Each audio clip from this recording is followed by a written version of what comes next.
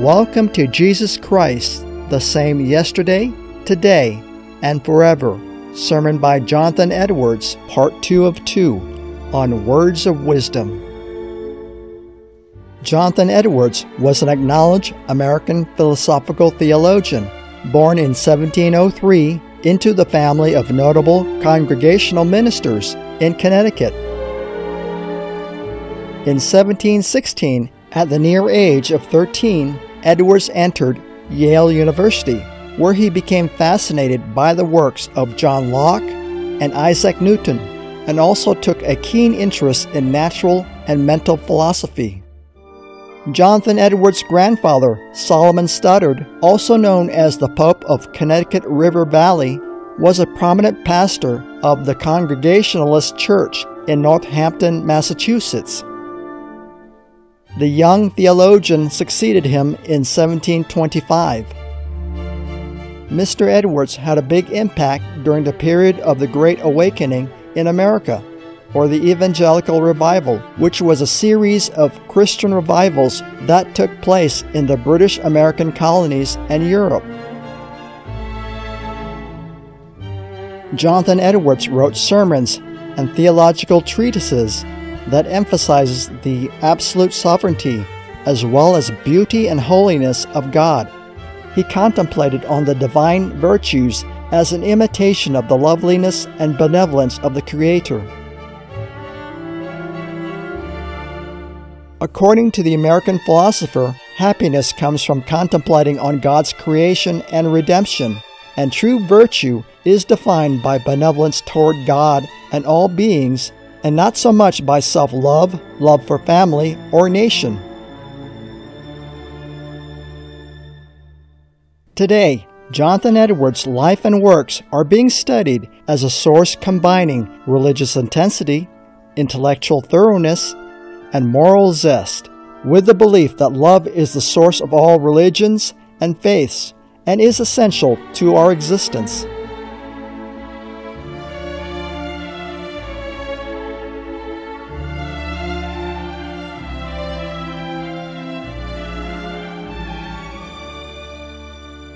We will now continue with an excerpt from Jonathan Edwards' sermon, Jesus Christ, the same yesterday, today, and forever, which represents a homily with the clear intention of bringing the reader to a realization of the everlasting, never-dying service of the Lord Jesus Christ.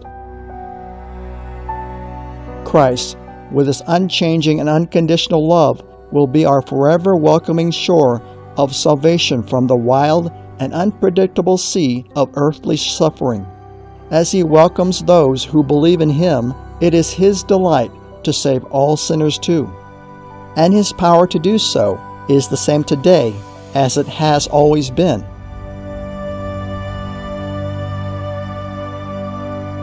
Jesus Christ, the same yesterday, today, and forever. Third, He is now and ever will be the same that He ever has been in the disposition and will which He exercises in His office. He undertook the office of a mediator from eternity with delight. He then delighted in the thoughts of saving sinners, and He still delights in it. He never has altered from the disposition to accomplish it. When man actually fell and became a rebel and an enemy to his Father and himself, still it was His delight to do the part of a mediator for him. And when He came into the world and came to His last agony, when the bitter cup that He was to drink was set before Him, and He had an extraordinary view of it, so that the sight of it made His soul exceedingly sorrowful, even unto death, and caused Him to sweat as it were great drops of blood, still He retained His disposition to do the part of a mediator for sinners, and delighted in the thoughts of it. So even when He was enduring the cross, the salvation of sinners was a joy set before Him. Hebrews 12:2. And He never alters from His readiness to receive and embrace all that do, in faith, come to Him. He is always equally willing to receive such. His love is unchangeable. He loved from eternity. Jeremiah 31:3. He loved with an everlasting love, and it will be to eternity. John 13:1. Having loved his own, he loved them unto the end. Fourth, Christ is the same yesterday, today, and forever as the end, which he aims at in his office. His supreme end in it is the glory of God, as particularly in vindicating the honor of his majesty, justice, and holiness, and the honor of his holy law. For this end did he undertake to stand as a mediator between God and man, and to suffer for men, namely that the honor of God's justice, majesty, and law may be vindicated in his sufferings. And he also undertook the office to glorify the free grace of God. And his special end in his undertaking was the salvation and happiness of the elect.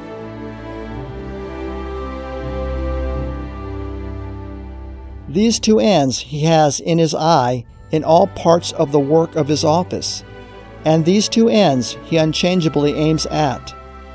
These he sought on entering into covenant with the Father from eternity. These he has sought from the beginning of the world to this time, and these he ever will seek. He does not sometimes pursue one end and then alter his mind and pursue another, but he ever pursues the same ends.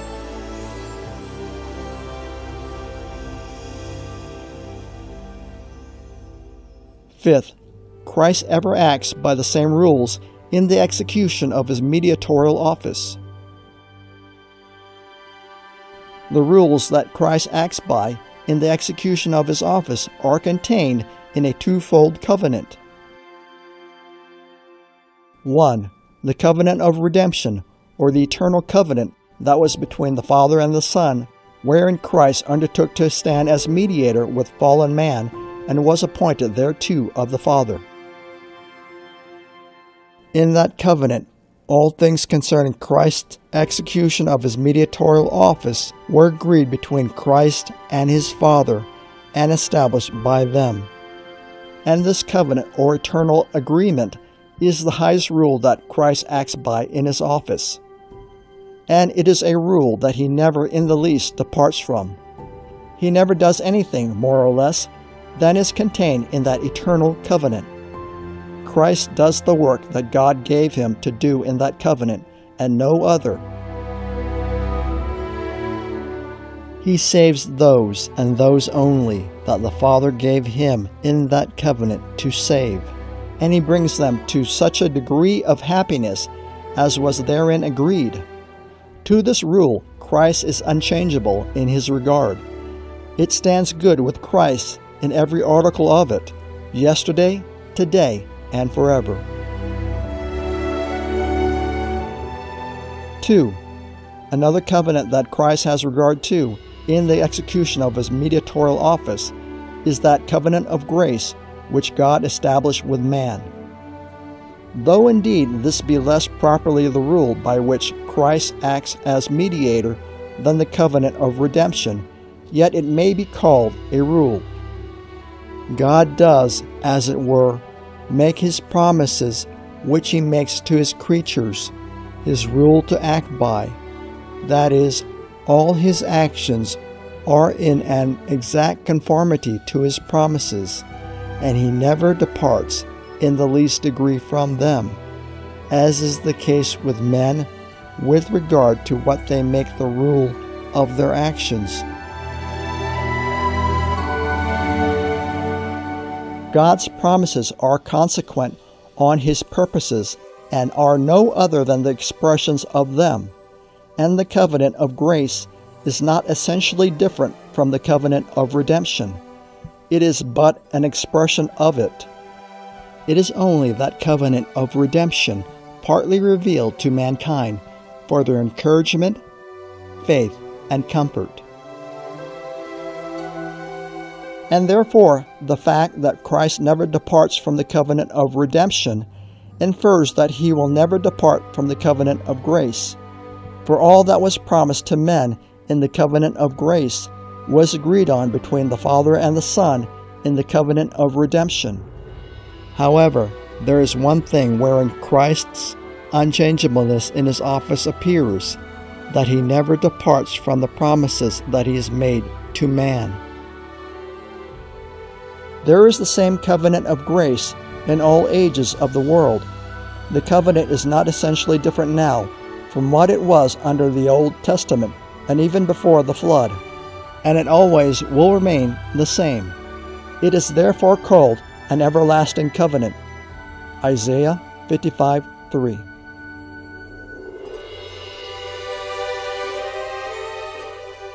And as Christ does not alter his covenant, so he unchangeably fulfills it. He never departs in the least iota or tittle. Though he has given exceedingly great and precious promises to those that believe in him, he ever fulfills them all. Heaven and earth shall sooner pass away than one iota or one tittle of his promises shall fail, till all be fulfilled. It is especially on account of his unchangeableness with respect to his promises that he styles himself, I am that I am, and is called Jehovah. Exodus 3:14 and 6:3.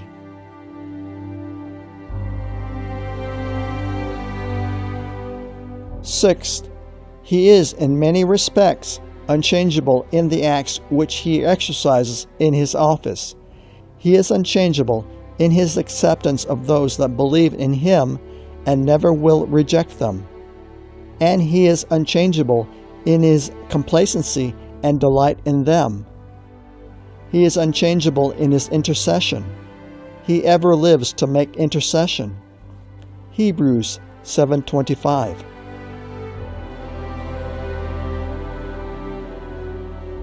His intercession before God in heaven is a continual intercession.